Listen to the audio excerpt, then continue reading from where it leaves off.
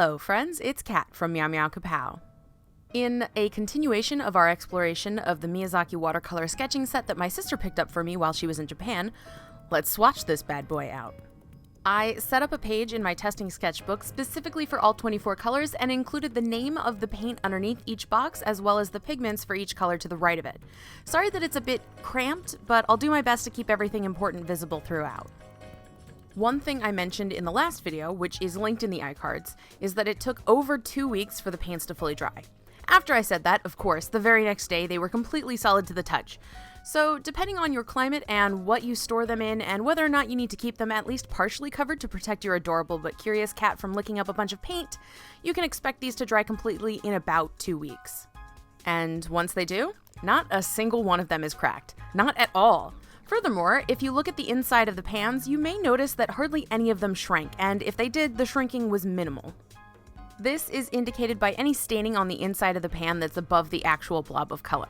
I didn't fill my half pans all the way to the top, so each amount isn't small because of shrinkage, it's small because I didn't fill fully. Now, how well do they reactivate from dried? As you may know, if you're familiar with my channel, I'm a huge fan of using tube paints that have been dried in pans, especially in small travel palettes, so whether or not they re-wet well is super important to me. Unsurprisingly, since I do have experience with a different Holbein set, they reactivate splendidly. I didn't spritz these paints at all ahead of time, just used a damp brush directly on top of the dried color and boom! Plenty of payoff with little to no work. If you gave them a little spritz of water beforehand, it would just be straight no work. Holbein paints continue to be high quality and extremely usable.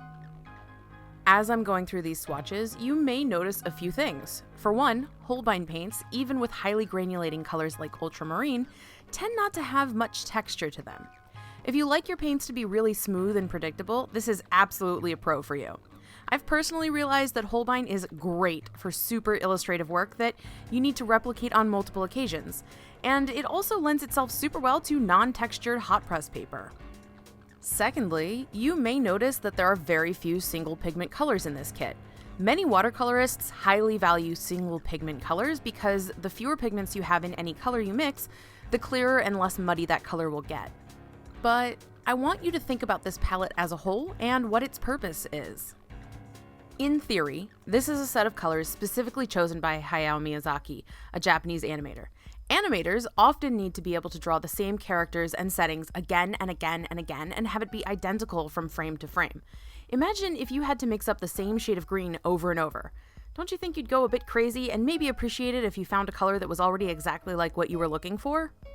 And sure, this is theoretically a sketching set that you may use on the go, and the world won't necessarily fit exactly into the color scheme that you're carrying around, but oh well?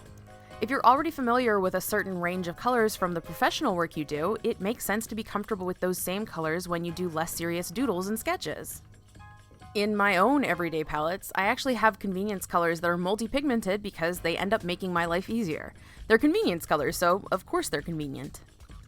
It makes sense for there to be almost an entire row of different blues, even one mixed with white, because it makes painting both sky and water so much easier, both of which are frequently featured in Studio Ghibli's detailed and expansive scenes. Same for why there are 3 widely different greens. A couple of years ago, the first time I ever tried Holbein watercolors, I don't think I understood them, but I've grown to hugely appreciate their consistency and reliability when working on pieces for clients. They're extremely predictable, since they don't bloom like crazy when used wet, and they don't have a lot of texture to them since their pigments are so ridiculously finely milled.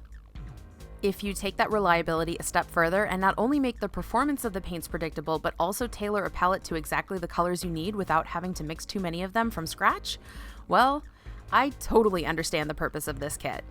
Overall, I love the range here. There's a basic split primary in there if you want to work from reds, yellows, and blues to mix anything you might need, but there are so few gaps in what's available here that you'll likely need to do very little mixing. Furthermore, I noticed that quite a few of the pigments inside each mixed paint are repeats of some of the reds and yellows and blues that are already in the set. One reason people like to use single pigment colors is because mixing multiple pigments can muddy the mix, but if the core pigments are the same, like PB29, which is ultramarine, being used in the cobalt blue and the lavender, doesn't that mean they're already related? Doesn't that mean that you could safely add a bit more ultramarine to either one of those colors and not need to worry about it getting mucked up? There is a certain amount of harmony woven throughout the overall convenience of this set, almost like a method behind the madness, though I don't know if that method was intentional.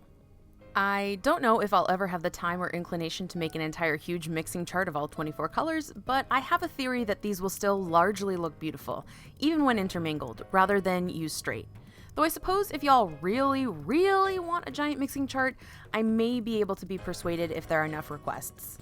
Now, let's sit back for a bit and finish up these swatches. We'll chat more once they're all filled in.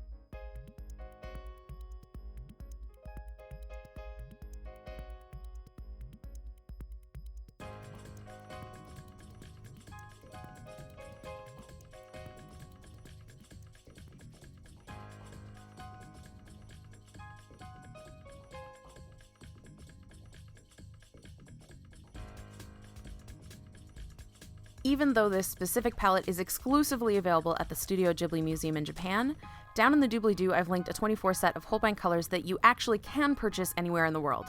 It's not quite the same, but I can vouch for the fact that the paints themselves are of the same incredible quality. To give you the best and most accurate color possible, these final shots were taken outside on a slightly windy but very sunny day. I'm uploading them without any adjustments, so what you see is what my camera captured, which is likely slightly darkened due to YouTube's compression algorithm and slightly yellow due to the sun. Every other shot, even the swatches, has likely had some adjustment done to the exposure or brightness just because my desk lamp isn't nearly as powerful or pretty as the sun, so I usually manually attempt to adjust them to give you the closest representation possible. However, this sometimes results in one color or another not quite looking right, especially after upload. I hope this sunshiny swatch footage gives you the best possible understanding of what this whole set looks like. Do you agree with me in my thinking that this is actually a well-balanced and well-rounded group of colors, or is there something you wish was different about it? It should come as no surprise to pretty much anyone, but I'm already in love with the opera and the bright violet and permanent green number 1. Despite black and white being my favorite color combo, for some reason I'm always drawn to the bright and powerful pretties. What's your favorite color? Until I see you next time, I wish you peace, love, and powerful pretties. Bye!